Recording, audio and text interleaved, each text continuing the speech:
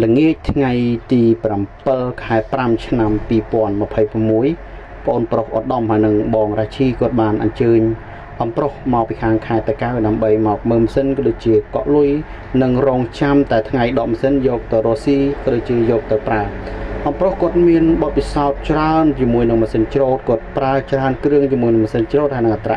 អំប្រុសគាត់ពេញចិត្តមែនទែនគាត់ស្រឡាញ់មែនទែនជាមួយនឹងសេវាកម្ម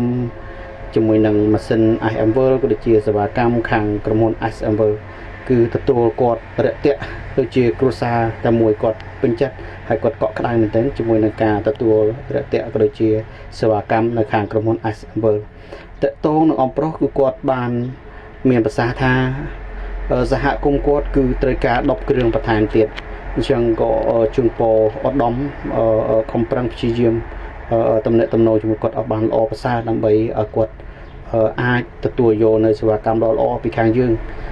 ហើយក៏ជូនពរអំប្រុសយកទៅរកស៊ីឆាប់សល់លុយច្រើនឆាប់ចំណេញច្រើនអរគុណទាំងអស់គ្នាដែលមានតម្រូវការម៉ាស៊ីនច្រូតបងប្អូនអាចមកសិក្សាក៏ដូចជាអាចមកមើលជាមួយនឹងក្រុមហ៊ុន IMWorld ដែលមាន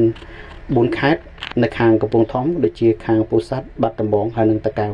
សម្រាប់តម្លៃក៏ដូចជាការបងរំលោះបងប្អូនអាចមកសិក្សាជាមួយនឹងក្រុមហ៊ុនផ្ទាល់សិក្សាជាមួយនឹងអ្នកជំនាញដែលគាត់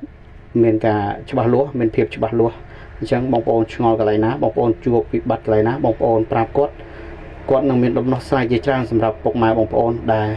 ខ្វះខាតថវិកាហើយចង់បានម៉ាស៊ីនយកទៅរកស៊ីមិនថាជួបបញ្ហាបែបណាសម្រាប់បងប្អូនទេខ្វះខាតថវិកាជួបផលលំបាកស្ទះលុយកាក់ស្ទះបែបណាបងប្អូនប្រាប់ពីបញ្ហានិយាយត្រង់ទៅត្រង់មកទៅគឺមានអ្នកជំនាញដែលគាត់ជួយដោះស្រាយក៏ដូចជាជួយរកកន្លឹះឲ្យបងប្អូនបានដកម៉ាស៊ីនយកទៅរកស៊ីបាន